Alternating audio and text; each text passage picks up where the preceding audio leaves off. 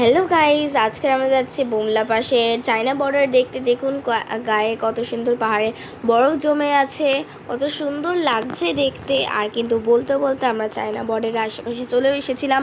কত amount of বরফ পাহাড়ে জমে আছে, খালি দেখুন কত ফ্যান্টাস্টিক লাগছে দেখতে। আর এটা কিন্তু 15,200 ফিট উঁচুতে। তারপরে আমরা এত অ্যামাউন্ট অফ বরফ পেয়েছি এখানে। আর বলতে বলতে কিন্তু আমরা চায়না বর্ডারে চলেও এসেছিলাম। দেখুন কত সুন্দর ইন্ডিয়ার ফ্ল্যাগ এখানে রাখা আছে, করা আছে, যেটা ইন্ডিয়ার ওপর রেসপেক্ট জানায়। আর তার পাশেই কিন্তু ইন্ডিয়া আর চায়নার যে ফ্রেন্ডশিপটা আছে সেটাই আর কি বোর্ডে লেখা ছিল। ওখানে লেখা ছিল যে ইন্ডিয়ার চায়নার ফ্রেন্ডশিপ, আর পাশে ইনক্রেডিবল ইন্ডিয়া লেখা ছিল, যেটাই হচ্ছে বর্ডার।